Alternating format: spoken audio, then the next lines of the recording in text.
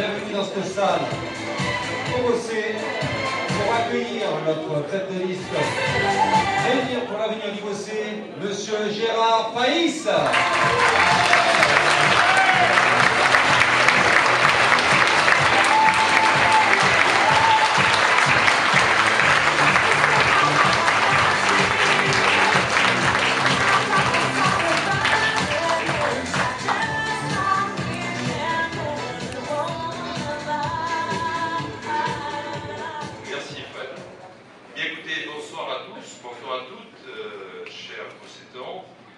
Très heureux de vous accueillir ce soir pour la troisième fois, deuxième fois au Bossé, puisque la première fois nous étions expatriés au plan du Castellet-Magrénou, et depuis le 3 février nous sommes avec vous, puisque nous avons fait la présentation de la liste le 3, et qu'aujourd'hui nous avons le plaisir de vous présenter notre programme.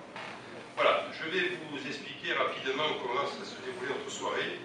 Bon, notre soirée, nous l'avons souhaité interactive, c'est-à-dire que je ne serai pas seul à parler, même si je peux parler longtemps tout seul, mais bon, là, il faut que l'équipe travaille avec moi, et c'est ce qu'elle a déjà fait depuis plusieurs mois.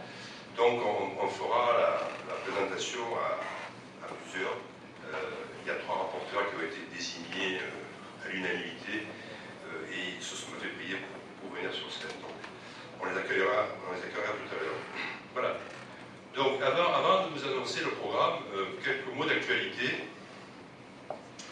puisque actuellement l'actualité est, comme vous le savez, en matière électorale, très, très active au Bossé, comme dans toutes les communes, puisque nous sommes à 23 jours du premier tour. Donc, qu'est-ce qui s'est passé de particulier au Bossé ces derniers jours? De significatif, je ne vais pas parler de tout ce qui s'est passé. Un premier point qui concerne cette salle d'ailleurs, cette salle qui est, que vous connaissez bien. Alors ce soir on n'est pas au complet puisque c'est les vacances, je sais bien, et puis nous avons choisi la qualité à la quantité, donc vous êtes les bienvenus dans cette salle bien sûr.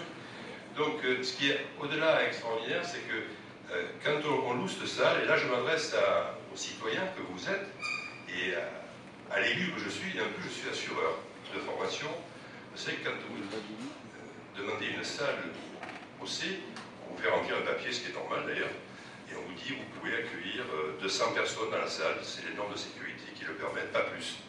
Donc on s'aperçoit qu'aujourd'hui, on reçoit 350 personnes, 400 personnes, ce qui est faux, hein, techniquement c'est pas possible, en plus c'est dangereux, parce que si le premier magistrat de la ville dit qu'il reçoit 400 personnes dans une salle qui peut en contenir que 200 et dont il est responsable, c'est un peu dommage. Donc c'était juste un clin d'œil à des énervements d'exagération qui sont inutiles. Et ça c'était un point de détail technique, je dirais.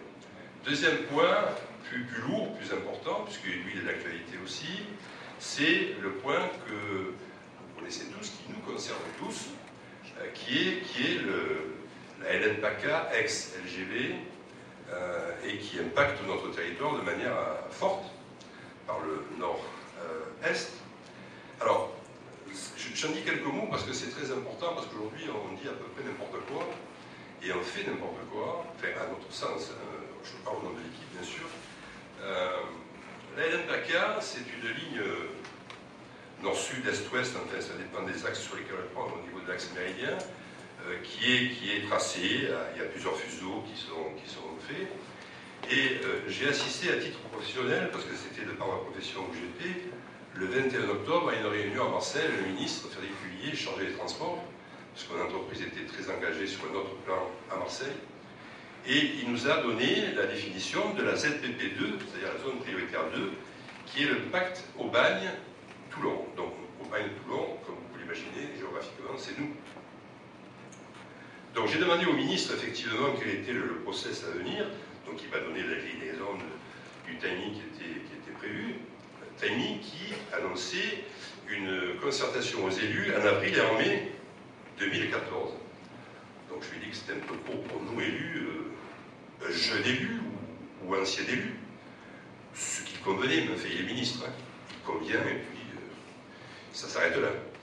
Donc, sachant que notre territoire était fortement impacté, dès le 29 octobre, j'ai écrit à notre maire, en tant qu'élu, ce n'est pas le candidat qui a écrit, hein, c'est l'élu, que nous sommes, avec quelques-uns dans la liste, puisque nous sommes 5 élus actuels à repartir, comme on dit communément aux affaires, dans cette liste réunie pour l'avenir du Bossé.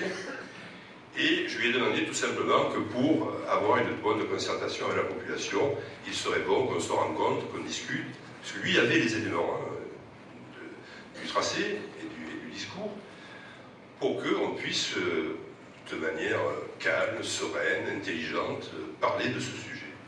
J'ai reçu une réponse un mois après, délai très court, parce qu'en général c'est 2-3 mois, là c'était plutôt court, un mois, où on m'a répondu qu'au Bossé tout avait été fait. On avait acheté des autocollants, on avait mis des affiches dans les arrêts de bus, on avait fait 3-4 articles sur le journal La Tribune, et que chaque fois que le préfet avait été sympathique à nous convoquer, c'est-à-dire jamais, il avait écouté ce qu'il avait dit, c'est-à-dire rien, puisqu'il était déjà les convoqué, et nous, on n'avait pas d'informations. Et de nous dire en conclusion, je vous rappelle, cher monsieur le conseiller général, municipal, pardon, que vous n'avez pas été au courant pour avoir un conseil extraordinaire, ce que je sais, le code général des politiques territoriales, on le connaît aussi bien que lui. Donc ça, c'est pour vous donner un peu la tenue de la réponse qu'on a avec le premier magistrat de la commune sur ce dossier qui est lourd, et depuis 6 ans, c'est quasiment silence radio. Donc, ce qui est un peu lourd quand même de conséquences pour la population. Donc, nous avons rencontré le collectif Sud Sainte-Baume qui fait le tour des candidats de toutes les communes impactées pour faire signer une charte. Donc nous avons reçu ces personnes, c'était il y a une dizaine de jours à la permanence, ça s'est très très bien passé. Bon, très honnêtement, les personnes vont dire, on voit que vous connaissez le dossier parce que vous me citez des dates, effectivement des éléments qui sont vérifiables. Est-ce que vous signez la charte? Je lui ai dit, écoutez, je ne peux pas signer la charte pour une raison très simple. C'est que la charte, dans sa dernière partie de rédaction, demande simplement à tous les candidats d'assister et de s'engager sur tous les recours de l'association au niveau des instances judiciaires. C'est-à-dire que moi, candidat pas encore élu, sans avoir réuni un conseil municipal, parce qu'un maire ne fonctionne qu'avec son conseil municipal, on nous demande de signer une charte qui donne de tels engagements, ce qui n'est pas juridiquement acceptable. Et je lui dis, ne me demandez pas, après 40 ans de droit d'activité, de faire ce que j'ai toujours dit aux autres de ne pas faire, et de signer un document de ce type. Alors j'ai été très agréablement surpris parce que la personne m'a dit, mais finalement, monsieur, vous me donnez de vrais arguments pour ne pas la signer. Mais j'ai dit, il y a deux solutions. Ou on connaît le dossier et on vous explique pourquoi on ne la signe pas, ou on demande à un photographe de venir, de signer la charte, et de dire, vous avez vu, j'ai signé la charte pour des problèmes électoralistes. Ce que je refuse énormément. Ceci étant, on est contre le tracé LGV dans n'importe quelle condition, c'est tout à fait différent. Je vous donnais cette précision parce que c'est important. Hein.